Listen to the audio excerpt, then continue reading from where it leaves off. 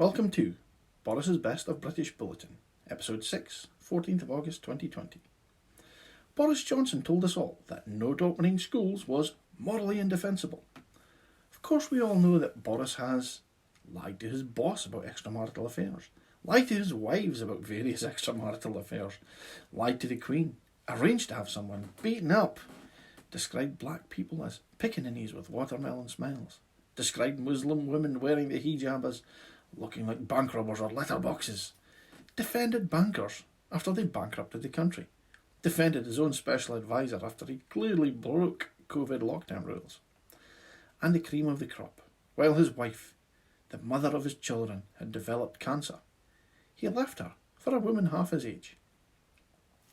After hearing that, you'll have to forgive me if I say Boris Johnson is perhaps the least qualified person in the world to tell us what's morally indefensible. In more morally indefensible news, Boris Johnson, an immigrant from America. James Cleverly, first-generation British, descended from immigrants from Sierra Leone. Priti Patel, first-generation British, descended from Indian and Kenyan immigrants. Apart from their close links to immigrants and being Tories, what do the aforementioned twats have in common? That's right, you've guessed it. They're all attacking asylum seekers. Yes, folks, asphyxiating in the back of a truck gets you the sympathy of an entire nation, but daring to attempt the journey in a little rubber dinghy and having the temerity to be successful gets you the ire of senior government ministers. Wrongly labelling them migrants is the start of it. You'd really think that the actual government, especially the Home Secretary, the very minister most directly responsible, the still strangely alluring Priti Patel, would know the difference between an asylum seeker and an illegal immigrant. Why should she know that? Because it's her fucking job. I'm just an average guy, and I know the difference, and it's not my fucking job.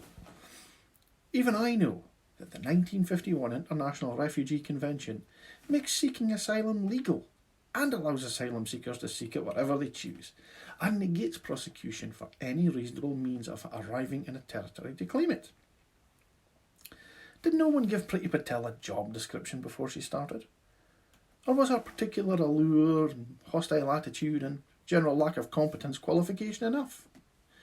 She then appointed an excitingly titled Clandestine Channel Threat Commander, tasked with, amongst other things, pushing migrants' boats back out to sea in direct contravention of international maritime law and British Navy regulations. A leak from inside the MOD said Patel's plans were completely potty, inappropriate, impractical and unnecessary, and had more holes than a slice of Swiss cheese. I'll put the MOD down as a maybe then. In fact, it fell to an ice cream manufacturer, Ben & Jerry's, to remind our Home Secretary that refugees are not illegal immigrants. Her chivalrous colleague, James Cleverly MP, was quick to her defence, tweeting back to Ben & Jerry's that he'd like a large scoop of statistically inaccurate virtue signalling with his overpriced ice cream. Oh, how we laughed at his witty response. Then we remembered that Mr. Cleverly's own mother came to the UK as a refugee from Sierra Leone. Well, James, all I can say is that Ben & Jerry's may have used some dodgy statistics, but at least they have some fucking virtue to signal with, unlike you and your cuntish colleagues. Your mother must be so proud of your stance on this important issue, Mr. Cleverly. Moving on, the government said they had to balance the nation's health with our economy, and in that respect they have succeeded. Both are evenly balanced as the worst in the G7.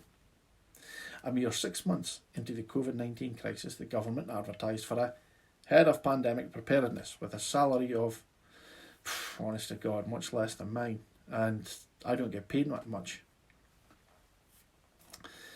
In February, the government said nobody will go hungry as a result of COVID-19, but a study by the Financial Services Authority said that 7.8 million Britons had skipped meals or eaten unsafe food as a result of skyrocketing food insecurity since the outbreak. So predictably, the government is planning to stop the furlough scheme to force us to go back to jobs that don't exist. Liz Truss paused a £14 billion trade deal with Japan over concerns for the fate of Stilton, which is, 0.007% of the deal. But she made a big deal over Brexit, saving Britain's vast and vitally important Stilton industry, and everything else comes second. And then the Daily Express suddenly discovered that the USA favoured a trade deal with the European Union over a trade deal with the United Kingdom because, and this will shock you Brexiteers, the EU is a much bigger market. A month after knighting Sir Captain Thomas Moore for raising £32 million, the government gave 7 times as much money as that to a company worth £100, and with no expertise in providing PPE, and they provided 50 million masks that we can't use. By one of those massively rare coincidences that keep happening recently, about 9 times out of 10, the owner of the company is a close friend of, yeah, you've guessed it, Liz Truss. And then it was revealed that the government didn't just sign one inexplicable contract with useless and inexperienced suppliers. They'd signed at least 20. One of the contracts is for £108 million paid to a pest control company with assets of just 18,000. That company is now using the money from that contract to threaten legal action against a lawyer who asked what it is doing with the money. I shit you not.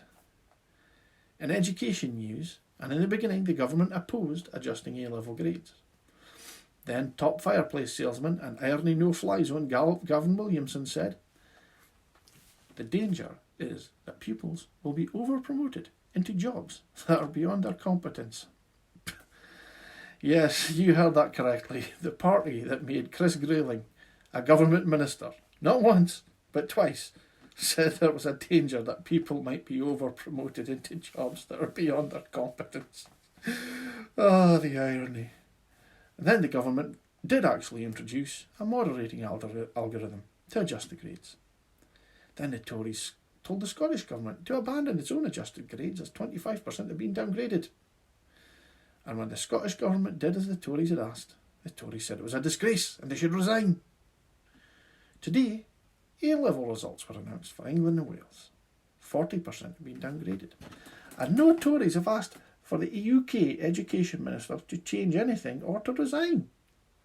The Association of Head Teachers said the government's handling of this is a rolling disaster. The government algorithms awarded twice as many grade increases to pupils from private schools as it did to state schools. And an Education Policy Institute report found that wealthy pupils get 1/3 more funds from the levelling up budget as poor pupils get. In scrupulous honesty news, property developers gave the Tories £11 million in the last year.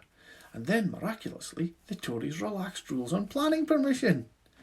Amongst the regulations they tried to scrap was the one requiring dwellings to have at least one window. Robert Jenrick said, "You can trust me on housing," 3 weeks after he admitted wrongdoing in helping a Tory donating property developer avoid £45 million in tax. He then denied admitting wrongdoing, even though he'd previously admitted it on a camera. That's always the mark of a man you can trust. The Royal Institute of British Architects said the reforms were shameful and would lead to a generation of slum housing. Housing charity Shelter said the reforms will mean the end of affordable housing and force more than 1 million people onto housing waiting lists. This may sound like some totally implausible story, perhaps from a crazy episode of The Twilight Zone, but it is 1 week, just 1 week in Tory Britain. Folks, thanks for watching. Feel free to comment on the Facebook page. Keep it civil and impersonal at all times. Davey PhD.